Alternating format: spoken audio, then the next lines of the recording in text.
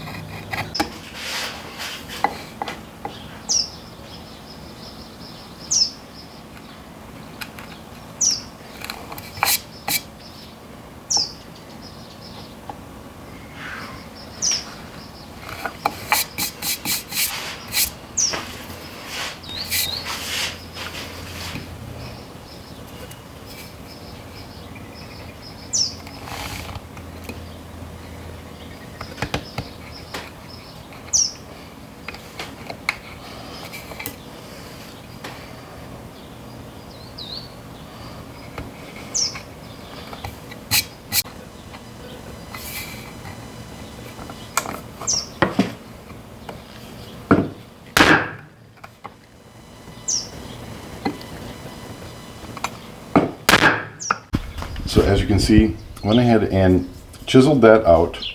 I didn't want to go too deep. If I go too deep, then the inlay itself, thickness of the inlay might be inset too far, and then I got to flush up this entire surface to the inlay, and I don't want to do that.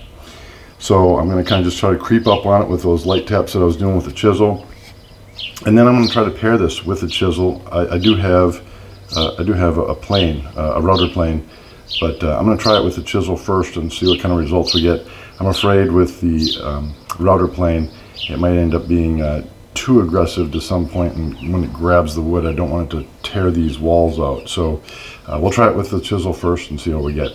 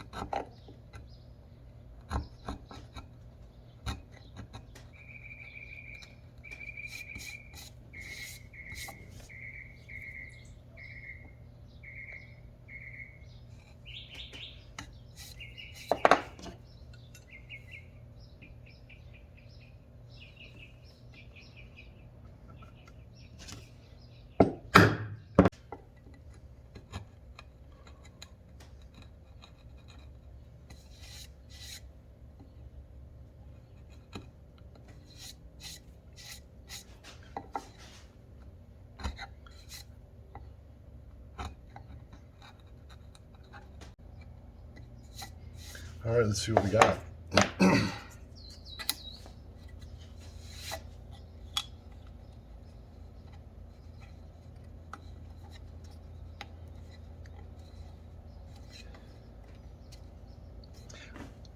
I would say that's pretty darn good. Oh my God, I'm surprised. I didn't know well that would turn out. That's really in there though. I don't want to get in there too much. So we're looking for depth, and that's, I want to make sure that's going to be far enough down, and that looks pretty good. I'm thinking that's a winner. So we'll do the other side as well. Obviously we'll glue this on, but we'll do the other side as well. See how this works. A lot easier than I thought it was going to be. All right, we've got them chiseled out both sides. So now we're ready to put the inlays in, glue them in. And that's what I wanted to do is I wanted these to sit down inside here, get enough so that there's a good portion of this, probably about half of it at least, to be able to fit down in there. I didn't want to go too deep because then, like I said, I'd have to flush the surface with the top of this, and that's a lot of work. The thing with Ironwood, as I mentioned, you can't really hand plane it. It doesn't like it. So unfortunately, I'm gonna have to sand it flush. So that'll be how it fits, and there'll be some of it that's proud, and I'll have to just put a lot of effort into sanding it flush. But that's all right. That's all right. It'll still come out nice. So, all right. Well, let's go ahead and get on to gluing it.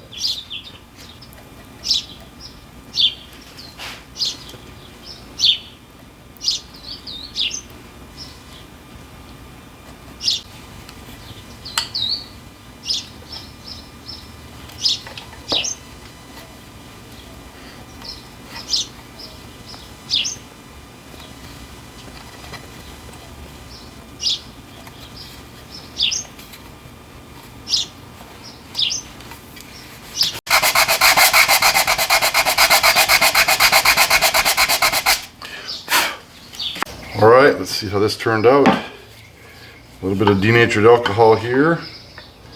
Give us a little glimpse of how this is gonna look. You wanted yellow, Mom. You definitely got yellow here. I think that's gonna be beautiful. Wow.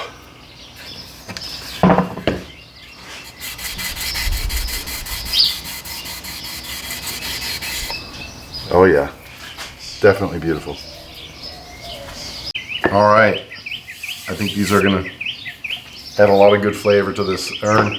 All right, that's it for this episode. Now the next episode, we'll begin out by putting the top on it. Again, I say top, not lid, because it's not going to be open. It's going to be something that's going to be permanent. I have not decided whether or not I want it to hang over, kind of like a plinth effect, if you will. I don't know if I want it to hang over or if I want it to be flush with the edges. We'll see when I get that far. I'll account for that, but we're going to use that bacote for that, and then we'll also be using it for the bottom. That will be a plinth for sure, or at least I think it's going to be. And then I still need to do the bottom and do some weatherproofing. So, my goodness. All right. Anyway, let's press on to the next episode.